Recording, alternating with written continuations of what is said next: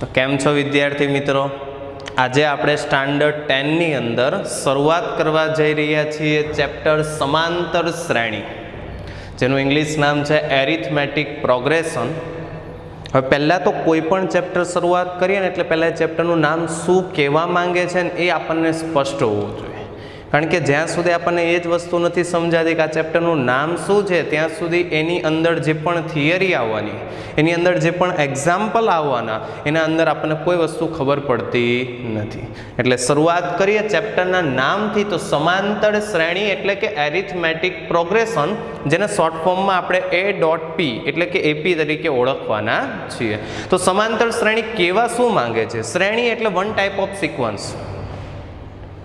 તમે જે ક્લાસની અંદર રોલ નંબર અસાઇન કરો છો, ભાઈ આ છોકરાનો રોલ નંબર 1 છે, આનો 2, 3, 4, 5, 6, 7, એ એક સિક્વન્સ કહેવાય, શ્રેણી કહેવાય. જે તમે દાદર ચડીને આવો છો સ્ટેપ બાય સ્ટેપ, એક સરખા હોય ને, 1, 2, 3, 4, આ ફર્સ્ટ સ્ટેપ એટલે step 1, step 2, step 3, step 4, step 5, પછી ટર્ન, સ્ટેપ 6, સ્ટેપ 7, સ્ટેપ 8. આ પણ એક ટાઈપની સિક્વન્સ છે. એટલે સિક્વન્સ ઘણી હોય, સમાંતર હોઈ શકે, સમગુણોત્તર હોઈ શકે, સ્વરિત હોઈ શકે, જે બધું તમને ભવિષ્યમાં આવશે. આ ચેપ્ટર ખાલી સ્ટાન્ડર્ડ 10માં જ છે એવું નથી. આ ચેપ્ટરનું મહત્વ ખૂબ વધારે છે સ્ટાન્ડર્ડ 11ની અંદર, અને ભવિષ્યમાં પણ તમે જ્યારે આગળ ભણશો ત્યારે તમારે બધી પ્રોગ્રેશન, આ તો ખાલી એરિથમેટિક છે, સમાંતર, પછી સમગુણોત્તર પણ આવશે, સ્વરિત પણ આવશે, વિશિષ્ટ શ્રેણી પણ આવશે. એટલે આ બધી સિક્વન્સ છે. પણ એમાંથી આપણે અત્યારે શું જોવાનું છે? સમાંતર શ્રેણી. તો ભાઈ સમાંતર છે, સંધિ છોડો, આપમેળે એનો મિનિંગ સામે આવી જશે.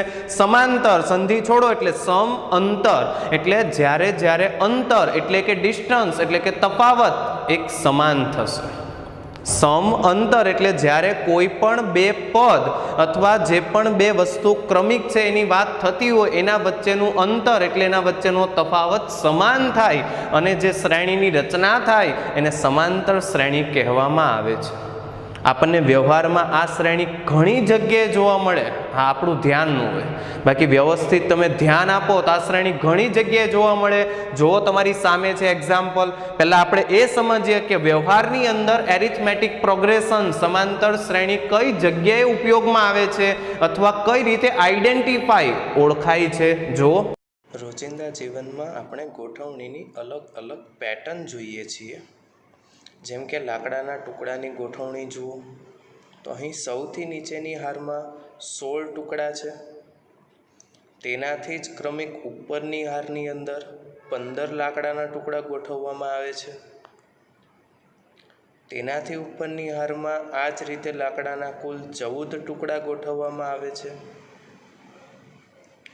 આ રીતની જ ગોઠવણી જો ક્રમિક રીતે આગળ વધારવામાં આવે તો એક પેટર્ન ક્રિએટ થાય, અને આ એક પેટર્ન એ AP એટલે કે સમાંતર શ્રેણીની રચના કરે છે.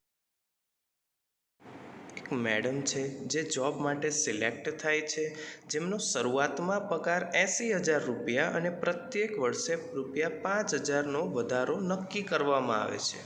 તો અહીં રચાતી સમાંતર શ્રેણી પ્રથમ વર્ષે 80,000 રૂપિયા, બીજા વર્ષે 85,000 રૂપિયા અને ત્રીજા વર્ષે 90,000 રૂપિયા, આ રીતે ક્રમિક આગળ વધે. તો હવે પ્રત્યેક વિદ્યાર્થીને એ સ્પષ્ટ થઈ ગયું કે સમાંતર શ્રેણી શું કહેવા માંગે છે, વ્યવહારમાં એ કઈ રીતે ઉપયોગમાં છે. કોઈ એક વસ્તુ ફિક્સ થઈ પછી એની અંદર એક સમાન અચળ વધારો થાય અથવા અચળ ઘટાડો થાય, એટલે કે જ્યારે અંતર, બે ક્રમિક પદ વચ્ચેનું અંતર સમાન રહેતું હોય અને જે શ્રેણીની રચના થાય એને સમાંતર શ્રેણી તરીકે ઓળખવામાં આવે છે.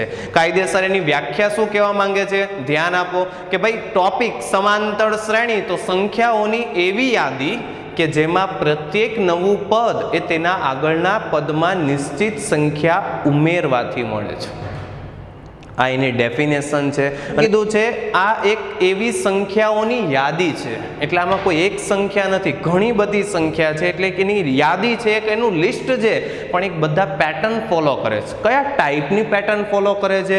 તો પ્રત્યેક નવું પદ એટલે જે શ્રેણીમાં આગળ જતા જાવ નવા પદ આવતા જાય ને, પહેલું પદ, પછી બીજું પદ, ત્રીજું પદ, ચોથું પદ, આમ તમે જે પણ પદની વાત કરો છો, ફોર એક્ઝામ્પલ ચોથું પદ, તો ચોથું પદ એ તેના આગળના પદ એટલે કે ત્રીજા પદમાં કંઈક ઉમેરવાથી મળે છે, ને એ કંઈક એટલે કોણ? નિશ્ચિત સંખ્યા.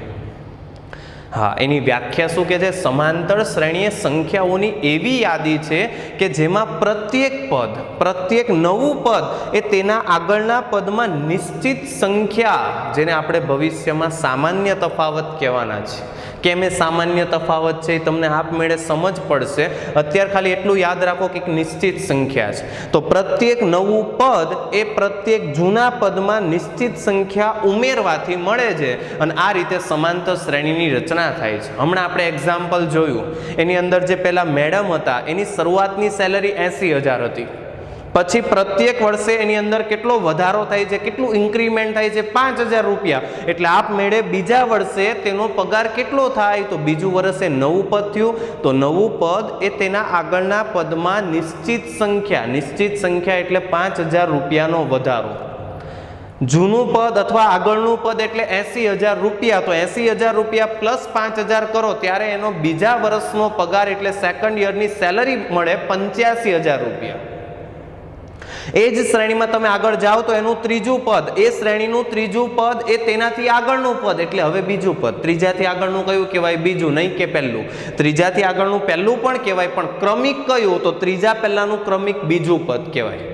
તો ત્રીજું પદ એ બીજા પદમાં એ નિશ્ચિત સંખ્યા ફરીથી કઈ? 5,000 રૂપિયાનો વધારો. તો હવે 85,000 માં 5,000 રૂપિયા ઉમેરાય, 90,000 રૂપિયા થાય. એટલે એ જે મેડમ હતા એનો ત્રીજા વર્ષની સેલરી કેટલી? 90,000 રૂપિયા.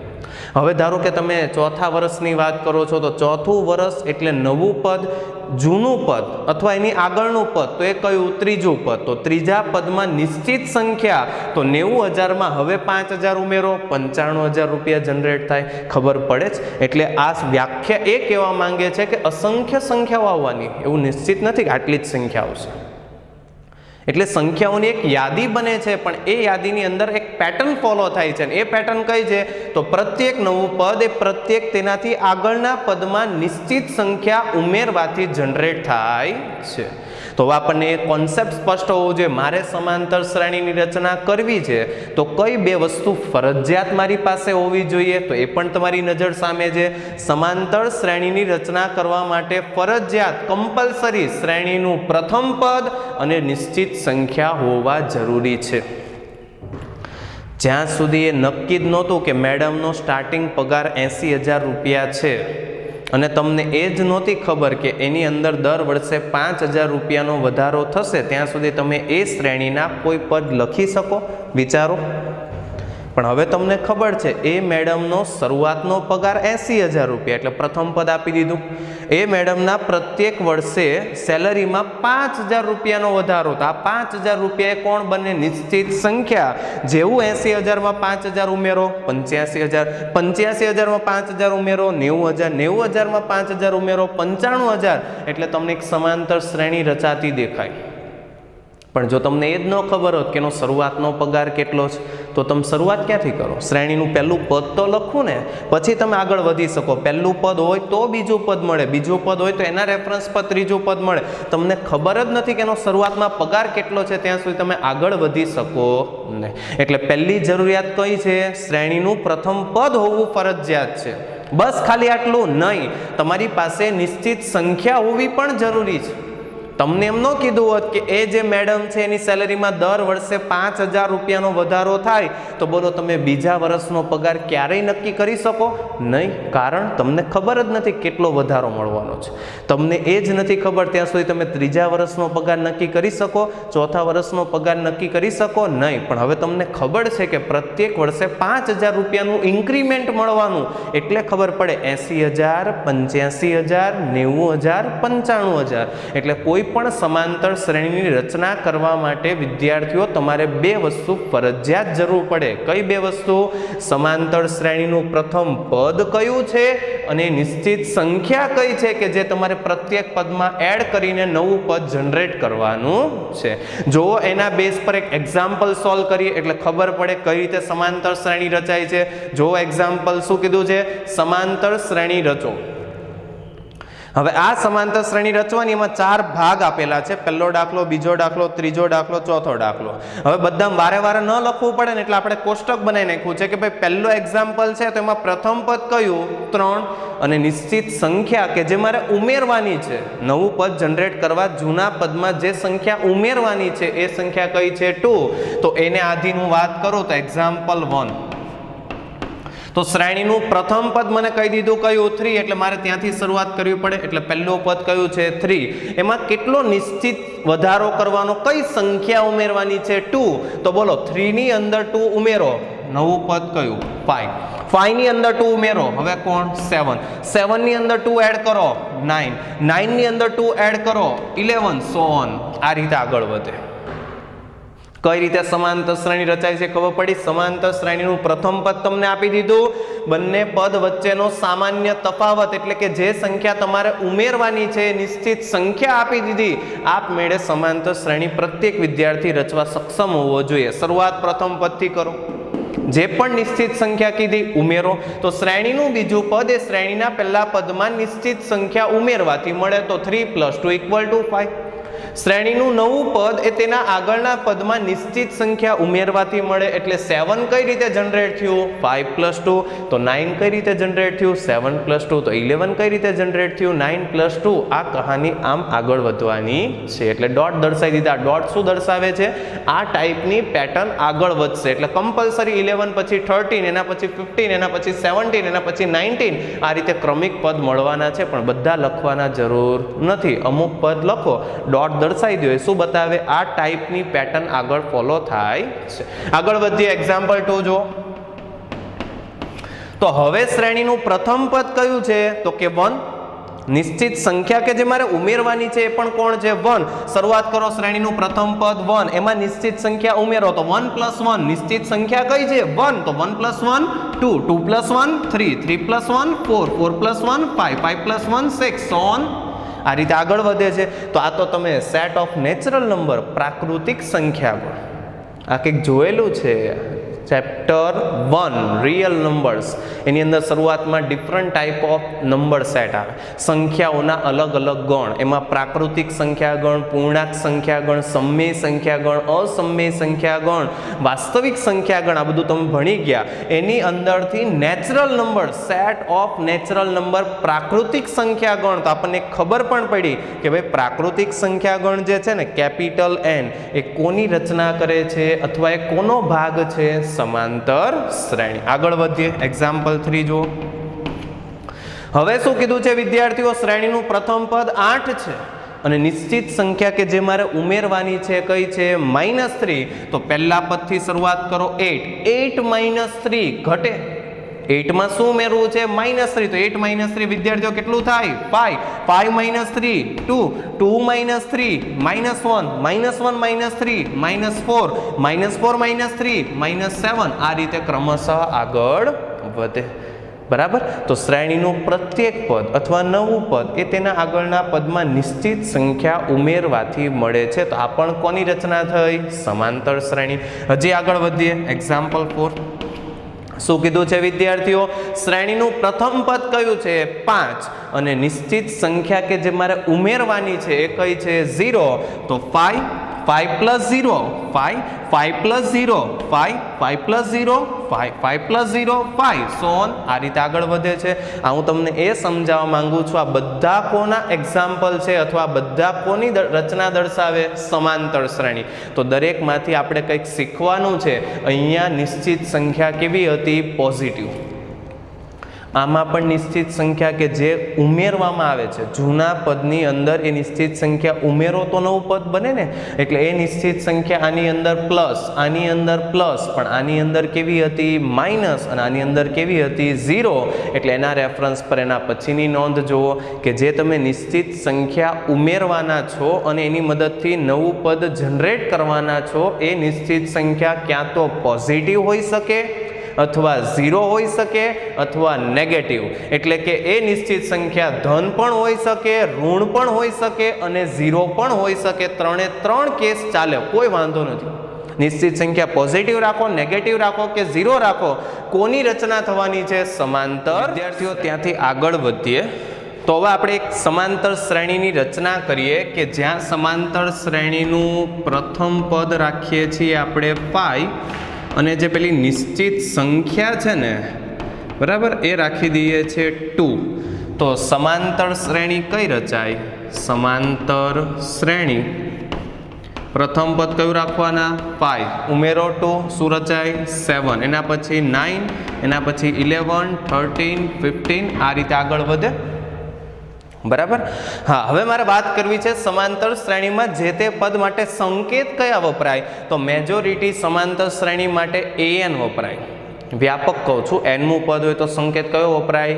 an, અથવા tn નો પણ ઉપયોગ થાય, પણ બંને સ્મોલ an અથવા સ્મોલ tn. એટલે કે આ સમાંતર શ્રેણીનું પ્રથમ પદ છે તો એને દર્શાવાય a1. હું સંકેતની વાત કરું છું. પહેલા પદને કઈ રીતે રિપ્રેઝન્ટ કરવાના, કઈ રીતે દર્શાવવાના? Small a1. એના પછી બીજું પદ છે તો a2, ત્રીજું પદ છે તો a3, ચોથું પદ છે તો a4, પાંચમું પદ છે તો a5, છઠ્ઠું પદ છે તો a6. આ રીતે 50મું પદ હોય તો a50, 100મું પદ હોય તો a100, 201મું પદ હોય તો a201, a201, અને આ રીતે આગળ વધતા વધતા જો હું વ્યાપક વાત કરું તો નોંધને આધીન સમાંતર શ્રેણીનું પ્રથમ પદ a1, બીજું પદ a2, ત્રીજું પદ a3 અપ ટુ nમું પદ, એટલે ગમે હોઈ શકે, 2020મું પદ પણ હોઈ શકે.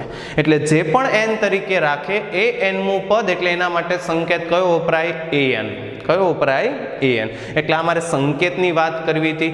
હવે આગળ જોઈએ, સમાંતર શ્રેણીનું વ્યાપક સ્વરૂપ તારવવું છે. આપણે શું તારવવું છે? સમાંતર શ્રેણીનું વ્યાપક સ્વરૂપ. તો કઈ રીતે જનરેટ થાય? જુઓ તો 5 ની અંદર આપણે શું ઉમેરીએ તો 7 જનરેટ થાય, 2. શું ઉમેરીએ તો 9 જનરેટ થાય, 2. 9 ની અંદર શું ઉમેરીએ તો 11 જનરેટ થાય, 2. 11 માં શું ઉમેરીએ તો 13 જનરેટ થાય, 2. 13 માં શું ઉમેરીએ તો 15 જનરેટ થાય, 2. એટલે આ 2 જો તો એક સરખું છે, બધાની અંદર કોમન છે, સામાન્ય છે, એક સરખું છે, અને કહેવાય કોમન ડિફરન્સ. એટલે જે નિશ્ચિત સંખ્યા છે ને એનું જ બીજું નામ કયું છે? સામાન્ય તફાવત. અને એના માટે સંકેત વપરાય સ્મોલ ડી. કયો સંકેત વાપરવાના? Small D. એટલે અત્યાર સુધી નિશ્ચિત સંખ્યા કહેતા હતા, પણ હવે નામ યાદ રાખીએ, એને સામાન્ય તફાવત કહેવાય. અને એના માટે સંકેત કયો વપરાય? ડિફરન્સ. તફાવત એટલે કે ડિફરન્સ. અને ડિફરન્સ માટે શું વપરાય? Small D. જેમ અહીંયા પદ માટે a1, a2, a3 અથવા t1, આને હું t1 પણ લખી શકું, t2, t3, t4, t5, t6 up to nમું પદ હોય તો tn. અને એ જ રીતે સામાન્ય તફાવતને કોના વડે રિપ્રેઝન્ટ કરવાના? ડી. તો જુઓ, હવે હું જે પ્રથમ પદ છે એને એમનેમ રાખું a1, તો ખરેખર a2 કઈ રીતે જનરેટ થયું? તો a1 પ્લસ ડી. કઈ રીતે જનરેટ થયું? a1 plus D. એટલે પ્રથમ પદમાં તમે સામાન્ય તફાવત એટલે કે નિશ્ચિત સંખ્યા એટલે 2 ઉમેર્યો. તો જેવું તમે 2 ઉમેરો એટલે 5 પ્લસ 2 શું જનરેટ થાય? 7. તો ભાઈ a3 એટલે ખરેખર કોણ? તો a3 એ નવું પદ થયું. તો નવું પદ એ તેના આગળના પદમાં સામાન્ય તફાવત એટલે કે નિશ્ચિત સંખ્યા ઉમેરવાથી જનરેટ થાય. 7 પ્લસ 2 9. પણ મારે બધા પદને a1 સ્વરૂપે લખવા છે. મારે બધા પદ કોના સ્વરૂપે લાવવા છે? a1. તો મને પાછી એ ખબર છે a2 તો કંઈક અહીંયા જ છે, અને a2 એ જ કોણ? a1 plus D. તો હું જ્યાં a2 દેખાય ત્યાં શું લખી શકું? a1 પ્લસ ડી લખી શકું કે નહીં? તો a1 પ્લસ ડી છે, એની અંદર બીજું બાજુમાં જ ડી છે, તો D plus D 2d. 1 plus 1 2 થાય કે નહીં? તો a1 plus D plus D તો શું લખાય? a1 પ્લસ 2 ટાઈમ્સ ડી એટલે 2d. એટલે જે a3 છે એનું સૂત્ર શું ડેવલપ થયું? a1 plus 2d. આગળ વધીએ. હવે મારે વાત કરવી છે a4. a4 એટલે શ્રેણીનું નવું પદ એ તેના આગળના પદમાં નિશ્ચિત સંખ્યા ઉમેરવાથી જનરેટ થાય. વ્યાખ્યાના આધીન આટલું લખાય. પણ મારે દરેકના સૂત્ર a1 સ્વરૂપે લાવવા છે તો હું a3 નહીં રાખું. a3 ની જગ્યાએ મારી પાસે શું હોવું જોઈએ? a1 એટલે શ્રેણીનું પ્રથમ પદ. તો મને પાછી એ ખબર છે a3 એટલે જ કોણ? a1 plus 2d. a3 એટલે જ કોણ છે? a1 plus 2d. મૂકી દો અહીંયા a1 પ્લસ 2d. a3 ની જગ્યાએ પ્લસ બાજુમાં જ કોણ છે? ડી. સાદુરૂપ આપો a1 plus 2d plus D. a1 plus 3d. શું જનરેટ થાય? a1 plus 3d. આગળ વધીએ. a5. a5 એટલે ખરેખર તેના આગળના પદમાં સામાન્ય તફાવત એટલે કે નિશ્ચિત સંખ્યા ઉમેરવાથી મળે. પણ મારે a4 નથી રાખવું, મારે a4 ની જગ્યાએ a1 જોઈએ છે. મને ખબર છે a4 એટલે જ કોણ? a1 plus 3d. લખી દઉં. a1 plus 3d plus d equal to, બોલો વિદ્યાર્થીઓ શું જનરેટ થાય? a1 plus 4 into d. તો એક પેટર્ન ડેવલપ થઈ. કઈ? a1 a1, a2 એટલે a1 પ્લસ d, a3 એટલે a1 પ્લસ 2d. તો દરેક વિદ્યાર્થી કોન્સેપ્ટ સ્પષ્ટ રાખે. જોજો આ a1 ને હું લખું છું a1 પ્લસ 0 ઇન્ટુ d. મને ખબર છે અને પ્રત્યેક વિદ્યાર્થીને ખબર છે 0 સાથે કોઈ પણ સંખ્યાનો ગુણાકાર ઓલવેઝ 0 થાય, અને 0 કોઈ પણ સંખ્યામાં ઉમેરો તો એ સંખ્યા નફ્ફટની જેમ વર્તે, કોઈ અસર થાય નહીં. એટલે a1 પ્લસ 0 a1, પણ મેં લખ્યું કઈ રીતે? a1 plus 0 into d. કેમ આવું સર તમે લખ્યું? પેટર્ન ડેવલપ કરવા.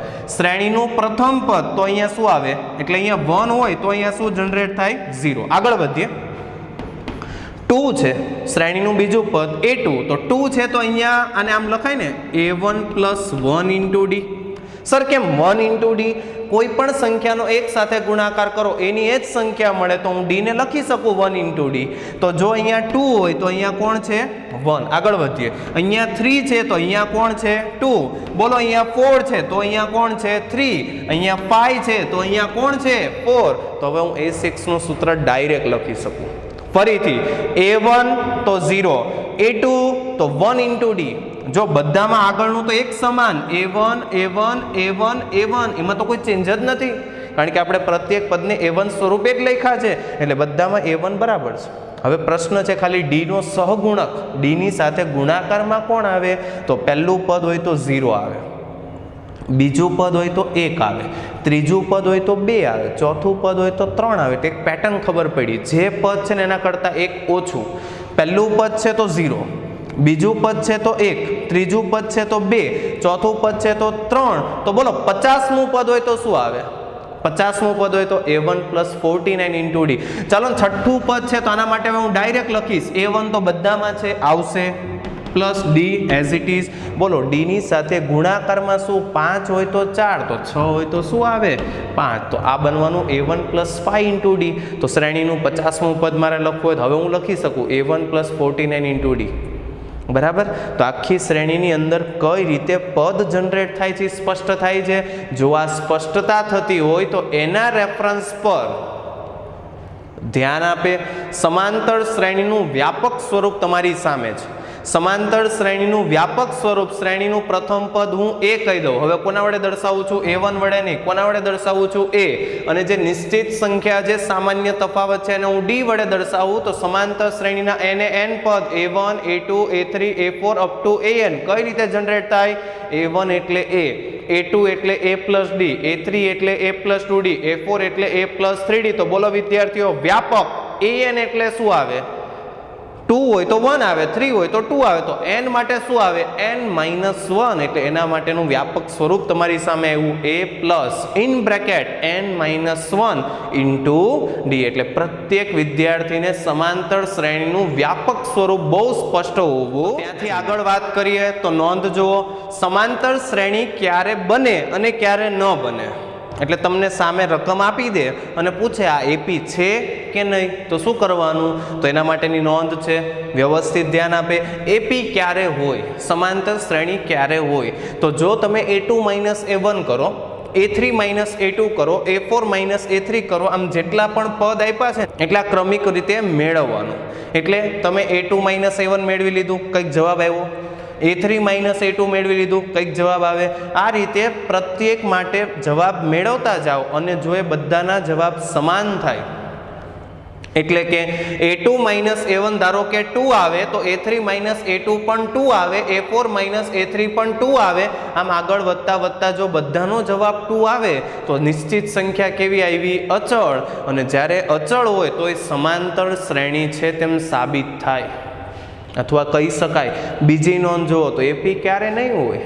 તો જ્યારે આ તફાવત તમે બે ક્રમિક સંખ્યા બીજી માઇનસ પહેલી કરો છો, ચોથી માઇનસ ત્રીજી કરો, ત્રીજી માઇનસ બીજી કરો, જો આ જવાબ સમાન નથી થતો તો એ ક્યારેય સમાંતર શ્રેણી કહેવાય નહીં. એટલે કોન્સેપ્ટ બહુ સ્પષ્ટ રાખે.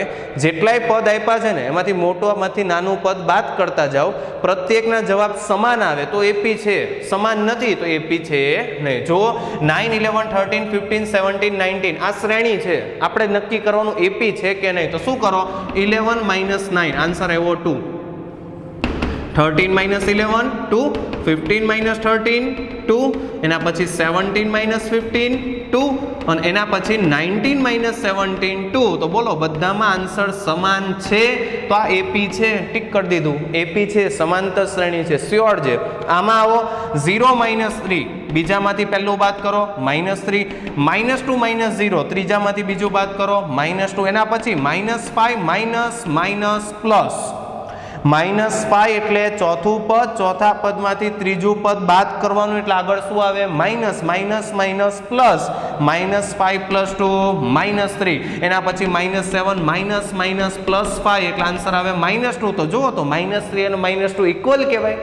-3 -2 સમાન છે, -2 -3 ઇક્વલ કહેવાય નહીં. અહીંયા સમાધાન થતું નથી એટલે ક્યારેય એપીની રચના કરે નહીં. એટલે પ્રત્યેક વિદ્યાર્થીને રકમ પરથી જ સ્પષ્ટ હોવું જોઈએ. જો બધી જગ્યાએ સામાન્ય તફાવત સમાન આવે છે તો એપી છે, સામાન્ય તફાવત સમાન નથી આવતો તો એપી છે નહીં. પ્રોગ્રેસ. તો વિદ્યાર્થીઓ ત્યાંથી આગળનો ટોપિક છે શાંત સમાંતર શ્રેણી એટલે કે ફાઇનાઇટ એપી. હવે શાંત ક્યારે કહેવાય? ફાઇનાઇટ નો મિનિંગ મર્યાદિત થાય. તો જે સમાંતર શ્રેણીમાં પદની સંખ્યા લિમિટેડ છે એટલે કે મર્યાદિત છે, એટલે કે કાઉન્ટેબલ ગણી શકાય એટલી છે. તમે ગણી શકો કે આ શ્રેણીમાં 49 પદ છે, આ શ્રેણીમાં 22 પદ છે, આ ગણી શકાય. તો જ્યારે પદની સંખ્યા લિમિટેડ હોય, મર્યાદિત હોય, કાઉન્ટેબલ હોય, ગણી શકાય તેટલી હોય અને જે શ્રેણી રચાય એને શું કહેવાય? ફાઇનાઇટ એપી એટલે કે શાંત સમાંતર શ્રેણી. તો ટોટલી એનાથી અપોઝિટ ઇનફાઇનાઇટ એપી અનંત સમાંતર શ્રેણી. નામ જેવા ગુણ. શાંત એટલે લિમિટેડ, અનંત એટલે અનલિમિટેડ. એક ડોમિનોઝ છે ને એક ડી પિઝા છે. ડોમિનોઝમાં જાઓ તો ત્યાં જઈને એમ ન કહેવાય અનલિમિટેડ આપો. રિવર્સ ડી પિઝામાં જાઓ તો ત્યાં અનલિમિટેડ અવેલેબલ છે ને, હે? એટલે આ અનંત અને આ શું છે? શાંત. બંને વચ્ચેનો શું છે? ડિફરન્સ. તો ભાઈ ઇનફાઇનાઇટ કોને કહેવાય? આપમેળે ખબર પડે. અનંત સમાંતર શ્રેણી કોને કહેવાય? તો જે સમાંતર શ્રેણીમાં પદની સંખ્યા કેવી છે? અમર્યાદિત, કાઉન્ટેબલ નથી, ગણી જ ન શકાય. હા, કદાચ તમારો જન્મ ટૂંકો પડે છતાંય તમે ગણી ન શકો એટલા પદ જનરેટ થતા હોય તો એ શ્રેણીને શું કહેવાય? અનંત સમાંતર શ્રેણી. જોઈએ એક્ઝામ્પલ. 2 4 6 8 10. બસ સરસ. આ કેવી એપી? જો તો એપી છે 2 2 4 2 6 2 8 2 10. તફાવત સમાન છે એટલે પહેલા તે નક્કી કરો ને એપી છે કે નહીં છે. હવે આ એપી છે તો શાંત છે કે અનંત છે? તો જુઓ તો નંબર ઓફ ટર્મ, આ શ્રેણીમાં પદની સંખ્યા કેટલી? 1 2 3 4 5. કાઉન્ટેબલ છે, મર્યાદિત છે. હા, તો આને કહેવાય શાંત સમાંતર શ્રેણી. દર વખતે આખું નહીં લખવું, આમ ટૂંકમાં જ લખીશ શાંત સમાંતર શ્રેણી. તો હવે આ જો આ જ એક્ઝામ્પલ 2 4 6 8 10 12 ક્યાં સુધી જાય? 12 પછી 14 16 18 20 22 24 26 ચાલે જ રાખે. હવે આમાં ગણી આવો, જાઓ પદની સંખ્યા કેટલી? અસંખ્ય, અનંત. તો આ પ્રકારની સમાંતર શ્રેણીને શું કહેવાય? અનંત સમાંતર શ્રેણી. એટલે ધ્યાન રાખે, નામ જેવા જ ગુણ છે. શાંત છે તો પદની સંખ્યા કેવી હોવી જોઈએ? લિમિટેડ, મર્યાદિત. અનંત છે, ઇનફાઇનાઇટ છે તો પદની સંખ્યા પણ કેટલી હોવી જોઈએ? અસંખ્ય. તો વિદ્યાર્થીઓ ત્યાંથી આગળ વધીએ તો હવે એક્ઝામ્પલ સોલ્વ કરીએ. અત્યાર સુધી થિયરી બહુ જોઈએ. હવે આપણને ખબર છે પાઠ્યપુસ્તક ને આધારિત આપણી પાસે જે સ્વાધ્યાય 5.1 છે એમાં કેવા પ્રકારના પ્રશ્ન ફેસ કરવાના છે, આ થિયરીનો ઉપયોગ કઈ રીતે થાય પહેલા એ શીખીએ. બરાબર? તો જુઓ એક્ઝામ્પલ. આપેલ શ્રેણીમાં પ્રથમ પદ અને સામાન્ય તફાવત મેળવો. જે સમાંતર શ્રેણી તમને આપી દીધી છે એમાંથી પ્રથમ પદ આઈડેન્ટિફાઈ કરવાનું, ઓળખવાનું છે અને શું મેળવવાનું છે? સામાન્ય તફાવત. શરૂઆત કરીએ તો પહેલો જ પ્રશ્ન શું છે? 7/2, એના પછી 5/2, એના પછી 3/2. આ રીતે આગળ વધે છે. રકમ તમારી સામે છે. સીધું જ અહીંયાથી જ લખાઈ જાય. શ્રેણીનું પ્રથમ પદ એ વડે દર્શાવવું તો સમાંતર શ્રેણીમાં પ્રથમ પદ લ્યો ને લખું. પ્રથમ પદ એ વડે દર્શાવીએ તો કેટલું આવવાનું? 7/2. અને એના પછી વાત કરું સામાન્ય તફાવત તો એને સ્મોલ ડી વડે દર્શાવીએ તો મેં હમણાં જ કીધું સામાન્ય તફાવત ઘણી બધી રીતે મળે પણ આપણે બાય ડિફોલ્ટ કોનો યુઝ કરવાના? નોર્મલી કોનો યુઝ કરવાના? બીજું માઇનસ પહેલું. તો જો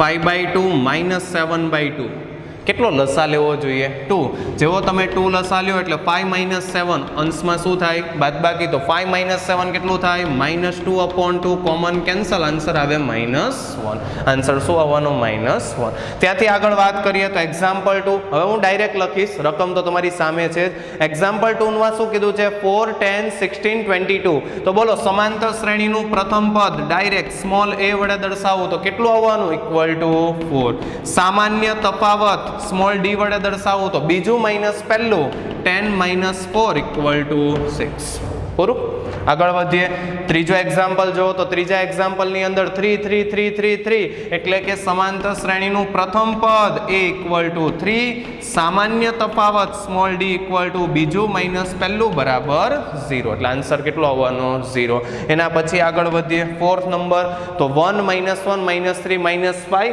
તો બોલો સમાંતર શ્રેણીમાં પ્રથમ પદ હવે કયું છે a ઇક્વલ ટુ આન્સર આવશે 1 સામાન્ય તફાવત d ઇક્વલ ટુ બીજું માઈનસ પહેલું -1 - 1 ઇક્વલ ટુ -2 બીજું -1 વચ્ચે સૂત્રનું માઈનસ પ્રથમ પદ એટલે 1 -1 - 1 કેટલું થાય વિદ્યાર્થીઓ એના પછીના એક્ઝામ્પલમાં શું કીધું છે એપી છે કે નહીં તે નક્કી કરો જોઈ ગયા થિયરીમાં કોઈ પણ શ્રેણીએ સમાંતર છે કે નહીં નક્કી ક્યારે થાય બીજું માઈનસ પહેલું બરાબર ત્રીજું માઈનસ બીજું બરાબર ચોથું માઈનસ ત્રીજું આનું પાલન છેલ્લે સુધી થવું જોઈએ તો એપી જનરેટ થાય અને જો એ એપી હોય તો તેના પછી એટલે તમને જેટલા રકમમાં પદ આપેલા છે એના સિવાયના આગળના બે પદ મેળવવાના છે પણ ક્યારે એપી હોય તો એપી જ નથી તો આગળના પદ મેળવવાની કોઈ આવશ્યકતા નથી શરૂઆત કરીએ પહેલા નંબર પર જો તો રકમ શું આપેલી છે 5 10 15 20 આ રીતે આગળ વધે છે બરાબર હા તો a1 તરીકે શું થઈ ગયું ભાઈઓ 5 a2 તરીકે 10 a3 તરીકે 15 a4 તરીકે 20 તો જોઈએ સામાન્ય તફાવત a2 માઈનસ a1 તો 10 - 5 આન્સર કેટલો આવે 5 તો એ જ રીતે a3 minus a2 15 - 10 equal to 5 તો એ જ રીતે a4 minus a3 equal to 20 - 15 equal to 5 બોલો સમાન છે હા સમાન છે તો લખી શકાય માટે એપી છે અથવા લખવાનું સમાંતર શ્રેણી છે કોઈ પણ રીતે લખી શકો શું લખાય સમાંતર શ્રેણી છે કેટલા પદ આપ્યા હતા a1 a2 a3 a4 તો હવે એના પછીના બે પદ એટલે શ્રેણીનું પાંચમું પદ અને છઠ્ઠું પદ તો પાંચમા પદને સંકેતમાં શું લખાય a5 તો બોલો a5 નું સૂત્ર શું આવે હમણાં જ જોઈ ગયા આપણે સમાંતર શ્રેણીનું વ્યાપક સ્વરૂપ તો એની અંદર જે પાંચમું પદ છે એના આગળના પદમાં સામાન્ય તફાવત ઉમેરવાથી મળે a4 આપણી પાસે છે કેટલું છે ભાઈઓ 20 શ્રેણીનું કોઈ પણ પદ એ તેના આગળના પદમાં સામાન્ય તફાવત ઉમેરવાથી મળે આ સૂત્ર એટલે એપ્લાય કર્યું કે a4 આપણી પાસે છે d પણ આપણી પાસે છે મૂકી દો તો 20 પ્લસ d એટલે કેટલું 5 આન્સર આવે 25 અને પેટર્ન પરથી જ ખબર પડે 5 10 15 20 તો આપ મેળે એના પછી કોણ 25 એના પછી કોણ 30 આવવાનું જ છે જે દરેક વિદ્યાર્થીને બહુ ક્લિયર હોવું જોઈએ હજી મેળવીએ છઠ્ઠું પદ a6 કઈ રીતે મળે a5 પ્લસ d તો a5 તો હવે આપણી પાસે આવી ગયું ને 25 ઉમેરો 5 આન્સર આવે 30 તો એના પછીના બે પદ કયા આવવાના ક્રમિક 25 અને 30 તો વિદ્યાર્થીઓ એના પછીનો એક્ઝામ્પલ છે -2, 2, -2, 2 અપ ટુ ઇન્ફાઇનાઇટ તો પહેલા આપણે સામાન્ય તફાવત ચેક કરવો પડશે સમાન થાય તો એપી છે ને જોઈએ સામાન્ય તફાવત equal to d equal to બીજું એટલે 2 માઇનસ પહેલું -2 2 માઇનસ માઇનસ પ્લસ એટલે 2 + 2 ઇક્વલ ટુ 4 તો બીજું માઇનસ પહેલું કરવાથી આન્સર કેટલો આવે 4 આગળ વધીએ ત્રીજું માઇનસ બીજું તો -2 આન્સર આવશે -4 બોલો વિદ્યાર્થીઓ +4 ઇક્વલ ટુ -4 કહેવાય +4 ઇક્વલ ટુ -4 ક્યારે કહેવાય એક વખત તફાવત કેટલો આવે છે +4 એક વખત તફાવત કેટલો આવે છે -4 બંને ભિન્ન સંખ્યા સમાન છે નહીં લખી નાખવાનું એપી રચાય નહીં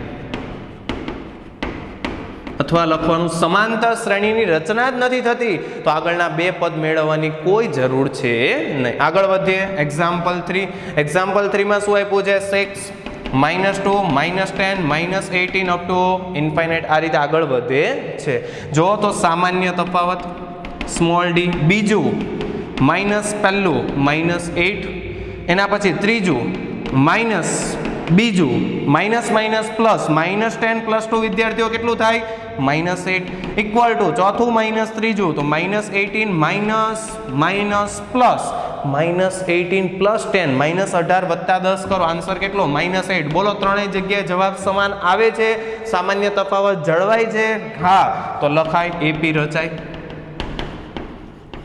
એપી રચાય છે એટલે કે સમાંતર શ્રેણીની રચના થાય છે તો હવે આપણે બે પદ મેળવી લઈએ તો કેટલા પદ આપ્યા છે a1 a2 a3 a4 ફરીથી શું મેળવીએ a5 તો a5 નું સૂત્ર શું થાય વિદ્યાર્થીઓ આગળના પદમાં સામાન્ય તફાવત ઉમેરો એટલે a4 + d a4 આપણા કેસમાં કેટલું છે a4 કેટલું છે -18 ડિફરન્સ કેટલો છે -8 તો -18 -8 -18 માં -8 ઉમેરો આન્સર આવે -26 કેટલો આવવાનું -26 હજી આગળ વધીએ હવે મેળવવું છે a6 એનું સૂત્ર શું ડેવલપ થાય વિદ્યાર્થીઓ a5 + d શું બને a5 + d તો a5 આપણી પાસે કેટલું છે -26 ડિફરન્સ કેટલો છે -8 તો -26 -8 -26 માં -8 ઉમેરો આન્સર આવશે -34 તો એના પછીના બે ક્રમિક પદ કયા આવવાના -26 -34 તો આટલા કોન્સેપ્ટ દરેક વિદ્યાર્થીને બહુ સ્પષ્ટ હોવા જોઈએ એટલે સ્વાધ્યાયના એક દાખલા